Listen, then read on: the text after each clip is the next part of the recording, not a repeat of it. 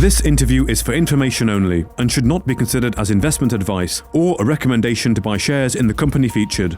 Welcome to this Stock Box interview.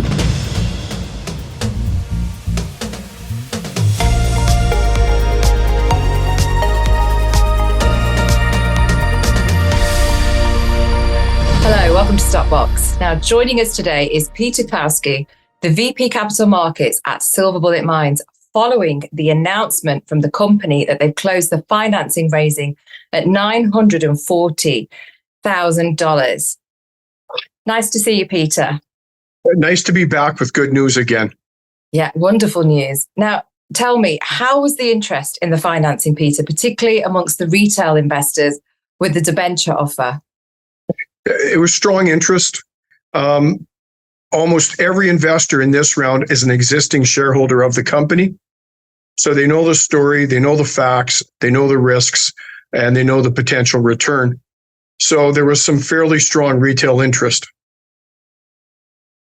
And the press release says funds will be used to continue work at the Buckeye Silver Mine in Arizona and begin work at the former producing Washington mine in Idaho.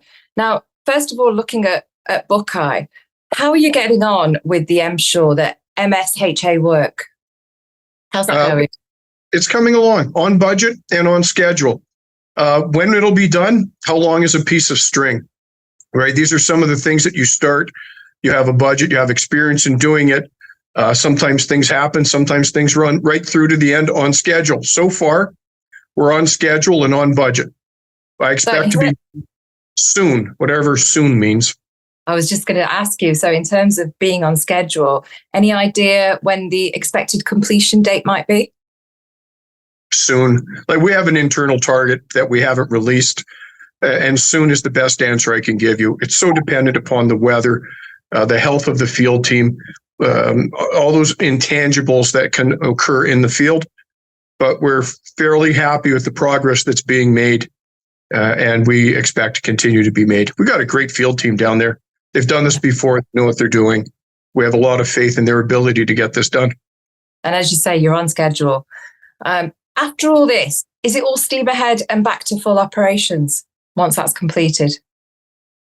What's the old saying, God willing and the creek don't rise? That's exactly the plan. Once the MSHA work is done, we can get back to the high-grade Zone 1. Zone 1 is where we pulled those spectacular numbers that were released roughly 6 weeks ago. The numbers were so high that I called up our CEO and asked him to double-check everything, and all the numbers are in fact correct. Zone 1 is a very high-grade area. We blast at 12-foot intervals. So we can blast, muck out, put it in the truck, take it to the mill and process it. Taking assays along the way so we know what we're processing to make sure that we're doing the most efficient process possible. So yeah, full steam ahead once we get the MSHA work done. Yeah, and the press release also mentioned Silver Bullet taking material from another party to process at your mill. Now, when might the company be able to demonstrate production figures and revenue numbers to the market? Again, that wonderful term, soon. You know, there's so many things going on at one time that you're not quite sure which is the next thing that'll happen. The field team has started processing that material. We took an initial sample of 250 tons out of the 30,000 tons that are on surface. So we'll run that 250 tons, see what we get out of it, make sure it's an economic plan to process the rest of the 30,000 tons, and then reach some agreement with the owner of those 30,000 tons as to how we'll split the revenue. Okay. And with regards to the Washington mine in Idaho, what's the plan here? The Washington mine in Idaho has been exciting for a long time, but we've rather studiously directed all capital to getting the Buckeye back into production and get the mill in production. Now that we have the $940,000, as you point out, and as we continue to finish the MSHA work at the Buckeye, we can look at the Idaho mine, which is the Washington mine. There is a lot of silver, according to historical records, just inside the adit and to the right. It will need some timbering. It'll need a little safety work. And that's the capital that we need to put into that project to make sure our field team is always safe. Once that's done, it becomes a fairly easy process. in that our plan is to hire a contract miner to do the work, blast, muck, put it in a truck, take it to a mill, argue with the mill because that's our job, and then receive a check.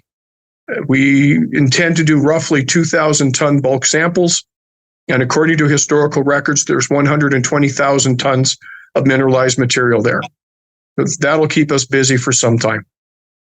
It certainly will. It sounds like it. Well, it's great to have you back on, Peter. Thank you for your time. Now, wonderful to speak to you.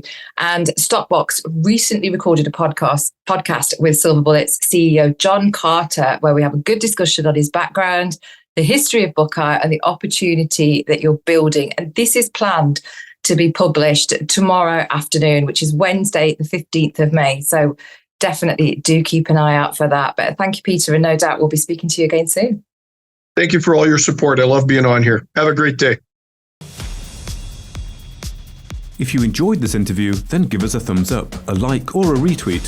Subscribe to us on YouTube or follow us on Twitter and hit that notification bell to be the first to know when we release new content. There's loads of great content on our website too, across all our programs at stockboxmedia.com. Thank you for watching.